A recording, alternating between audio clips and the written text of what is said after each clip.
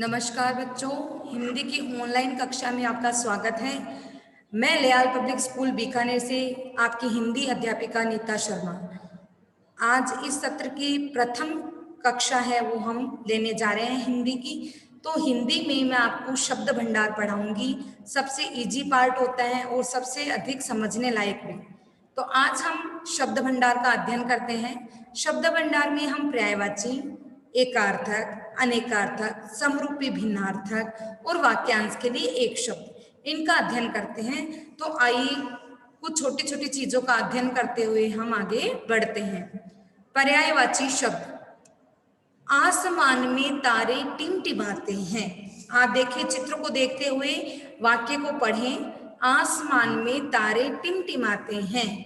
Next देखिए, आकाश का रंग नीला है। आकाश का रंग नीला है। नेक्स्ट हमारा वाक्य है, रात में अंबर बड़ा ही सुंदर लगता है। तो देखिए, इसमें हमने क्या क्या पढ़ा। तीन चित्र हमारे सामने हैं। आसमान में तारे टिमटिमाते हैं। तो ये देखिए आसमान, एक शब्द ये रहा आसमान। आकाश का रंग नीला है, एक शब्द ये रहा। और नेक्स्ट हमारा शब्द है वो क्या रहेगा? नेक्स्ट हमारा शब्द है, रात में अंबर बड़ा ही सुहाना लगता है। तो यहाँ पर अंबर है वो हमारा शब्द हो गया। तो ये किस चीज के लिए प्रयुक्त हुए हैं? ये शब्द हुए हैं आकाश के लिए। अंबर, आकाश, आसमान, गगन, व्योम, नभ, ये सब किसके पर्यायवाची शब्द है? आकाश के पर्यायवाची शब्द है। यानी एक ही जना, एक ही व्यक्ति या एक ही वस्तु जिनके भिन्न भिन्न नामों से वो जाने जाते हैं। जैसे कई बच्चे ऐसे ना जिनके दो तीन नाम होते हैं घर पे, पर वो व्यक्ति तो एक है ना, वो बच्चा तो एक है, पर उसके नाम अलग अलग नामों से उसको कोई किस नाम से पुकारता है। दादाजी अलग नाम से पुकारते हैं, दादी अलग नाम से पुकारती है, पापा मम्मी का प्यार से वो अलग नाम से पुकारते हैं, बुआ अलग नाम से पुकारती है। तो उसी तरीके से पर्यायवाची शब्द में एक ही चीज को अलग अलग नामों से भी जाना जाता है। जैसे अंधकार, अंधेरा भी बोलते हैं। तिमिर, तम, अंधियारा। अग्नि, अनल, पावक, ज्वाला, हुताशन और आग। नेक्स्ट देखिए, अच्छा, उचित, शुभ, सुंदर, ठीक और सही।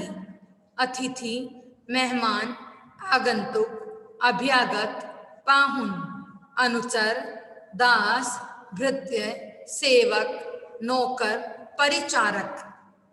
अमृत, पीयूष, सुधा, अमीय, सोम। अश्व, घोड़ा, घोटक, है, तुरंग, वाजी। अश्व का हमने क्या पढ़ा? घोटा, घोटक, है, तुरंग, वाजी। नेक्स्ट देखिए, आकाश, अंबर, गगन, व्योम, नभ, आसमान।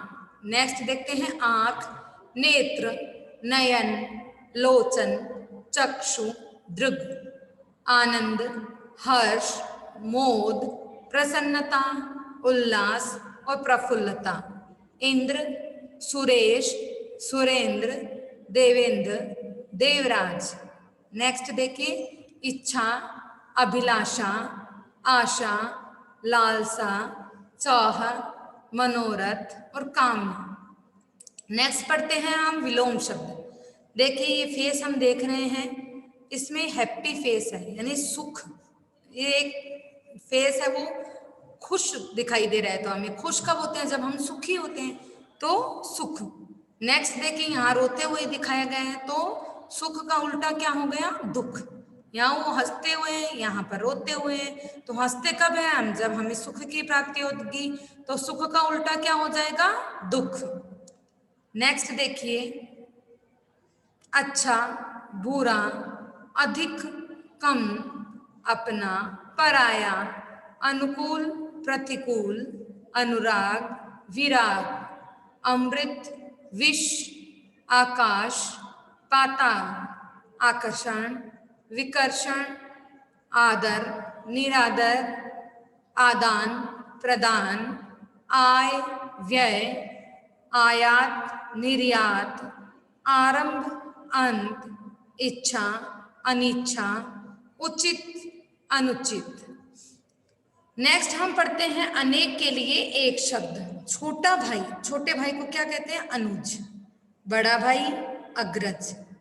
जिसका अंत न हो, जिसका कभी अंत ही ना हो, वो क्या होता है? अनंत। कभी न मरने वाला अमर। जिसके समान दूसरा न हो अद्वितीय। जिसका आरंभ न हो अनादि। जिसकी उपमा न हो अनुपम। जिसका पार न हो अपार। जिसे जीता न जा सके अजेय। कम जानने वाला अल्पज्ञ। जो सहा न जा सके असह्य। जिसमें शक्ति न हो शक्तिहीन। किसी बात को बहुत बढ़ा चढ़ाकर कहना क्या कहलाता है? अतिशयोक्ति। अब नेक्स्ट देखिए, मन की बात जानने वाला कौन होता है? अंतर्यामी।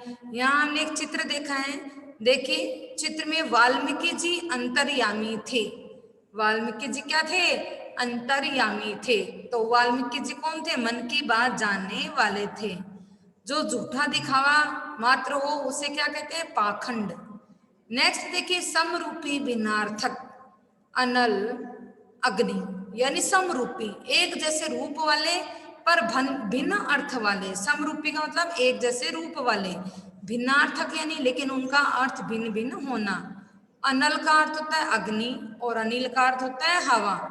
अवधि का अर्थ होता है समय सीमा और अवधि का अर्थ होता है अवध की भाषा। अन्न यानी कि अनाज और अन्य दूसरा। अन्न का अर्थ होता है अनाज और अन्य का अर्थ होता है दूसरा। आदि का अर्थ होता है आरंभ और आदि यानी ये इस चीज का आदि हो गया, यानी अभ्यस्त होना, किसी चीज का अभ्यस्त हो जाना। असमान जो समान न हो। असमान यानी कि आकाश। अवलंब सहारा। अविलंब यानी बिना किसी विलंब के, फौरन तुरंत। उपेक्षा अनदेखा या अनादर। अपेक्षा यानी कि आवश्यक या फिर मुकाबले में। उपकार भलाई। अपकार बुराई। असक्त बिना शक्ति के यानी शक्तिहीन। आसक्त यानी मोहित हो जाना। कृपण कंजूस और कृपाण का अर्थ होता है तलवार। तो इस प्रकार आज हमने शब्द भंडार का अध्ययन किया। इस शब्द भंडार को आप अपनी अभ्यास पुस्तिका में अच्छी अच्छी लिखावट के साथ लिखें। मिलते हैं हम अपनी नेक्स्ट क्लास में, तब तक के लिए धन्यवाद।